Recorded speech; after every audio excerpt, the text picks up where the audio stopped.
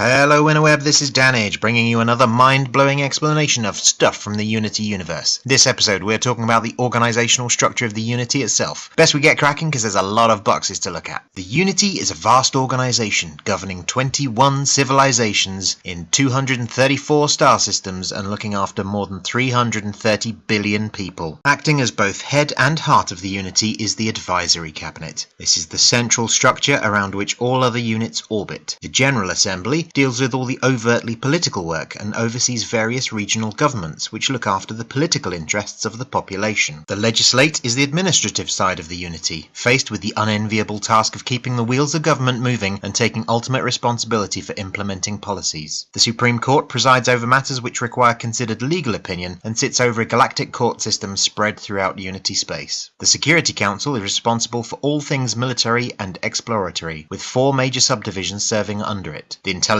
Arm is responsible for knowing what is going on and making sure potential threats are identified. The Fleet Arm looks after the mighty ships of the Unity and the fine crews who serve aboard them. The Sciences Arm learns new things and invents new ways to apply understanding to better the quality of life for all, and the Terrestrial Arm looks after things on the worlds of the Unity and is the most visible to civilians running day-to-day lives. The Advisory Cabinet is led by a President, who is voted in from the General Assembly and holds a 5-year term. The President is aided by the Vice President, who performs many delegated duties and makes the decisions if the President is unavailable. The Commander-in-Chief is a key member of the Cabinet, is head of the Security Council and has a 7-year term. The Legislate General is in charge of the Legislate Division, just as the Attorney General is ultimately responsible for every legal decision, whilst the Secretary General is responsible for political decisions and governance over the organisation. All of these roles serve a 3-year term. The Secretary General leads the General Assembly, which is a group of 21 ambassadors, one representing each civilised sector of the Unity. An ambassador is voted in on a 2-year rotation, but almost all of the current ambassadors have been there for the full 10 years of the Unity so far. Regional governments exist in each sector, with the ambassador's office providing aids to the ambassador. The ambassador is chosen from members of the Sector Council. This council is led by a sector governor, deemed mostly equal in rank to the ambassador. The Sector Council is staffed by representatives from each solar system, themselves voted in from their System Council. Each of the systems in a sector is led by a governor. The System Council is staffed by representatives from each planet, including orbital stations and colonies. Each planetary government is led by a governor and staffed with a planetary council. Several planets still have individual nation states, and these are presided over by regional councils. Within those states, local councils deal with issues over individual territories, and at the very bottom level there is a representatives office. The people vote for representatives, local and regional councils. The Commander-in-Chief leads the Security Council, which also sits Chiefs of Staff within the following 10 departments. The Judge Advocate General focuses on judiciary functions within the military. Sentience Resources deals with hiring, firing, allocation and other personnel issues. We'll look at each of the 4 operations arms in a minute. The Chief of Staff for the Academy looks after new recruits in training. Engineering deals with system, starship and habitation designs.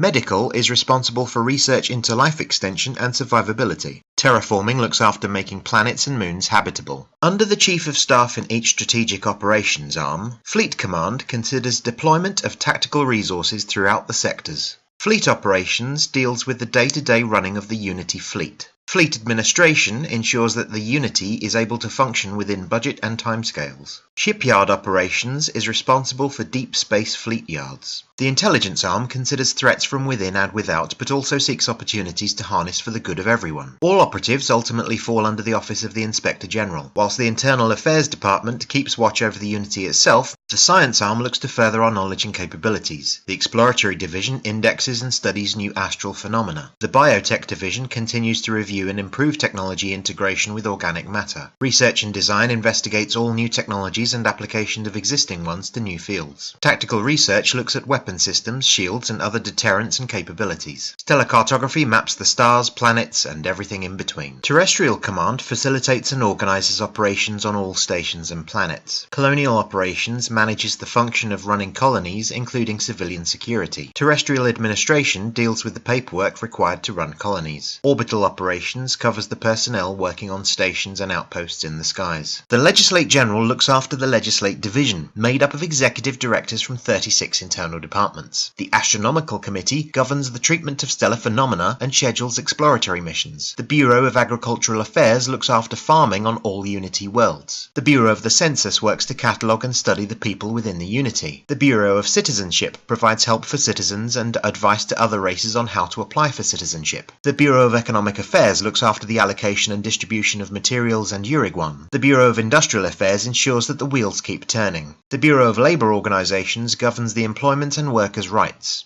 The Bureau of Planetary Treaties deals with contracts in and between worlds, including those outside of the UNITI. The Bureau of Public Information provides news and information to the public at large. The Bureau of Science works to catalogue everything discovered by the Science's Strategic Operations Arm. The Bureau of Sentience Rights ensures equality of treatment to all within the UNITI and those that they deal with. The Bureau of Terraforming works with the terrestrial operations to make new colonies flourish and with fleet operations to find new candidate planets. The Central Bureau of Education looks after bringing knowledge to children and adults alike. The Central Bureau of Penology deals with the punishment and rehabilitation of criminals. The Central Medical Council defines policy under which all medical practitioners operate. The Commission for Refugees ensures the safety of civilian populations fleeing natural disasters or war. The Commission for Statistics has 37,138 staff. The Committee for Development has the job of making everyone and everything better. The Cultural Committee works to reconcile and inform cultural differences. The Defence Security Service works with terrestrial and fleet operations to coordinate defence of civilian and military assets. The Disaster Risk Reduction Bureau looks to prevent natural disasters. The Indigenous Issues Forum investigates issues for individual races.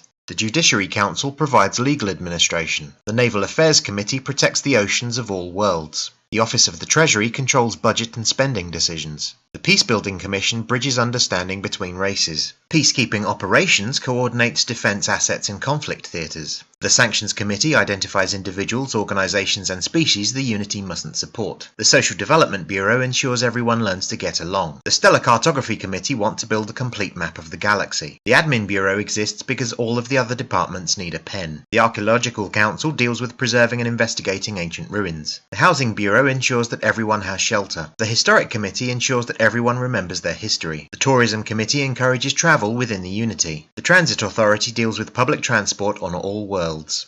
The last member of the Advisory Council is the Attorney General, who presides over the Supreme Court. This is made up of the Chief of Staff of the Judge Advocate General, the Executive Director of the Judiciary Council, and a judge from a sector-wide overcourt from each sector. The court system extends beneath each sector overcourt with system-level courts, the highest being the Court of Appeal, accompanied by the Court of Justice and the Court of Trade and Tax. Underneath this, planetary courts have local governance, the highest of which is again the Court of Appeal. A High Court of Justice sits above the Planetary Magistrates Court, which rules over family court and regional courthouses. And breathe. Thanks for watching what you may not believe was a whistle-stop tour through the UNITI's organisation, and thanks to Richard for suggesting the topic. Next episode we're going to talk a little bit about fleet lineage in the UNITI and the current disposition of ships and fleets. Please like, subscribe and leave comments for what you'd like to see in future episodes. Remember, the idea of this project is to make creative people want to join in, so if you are a creative sort, tell me what I can do next to get you engaged. See you next time!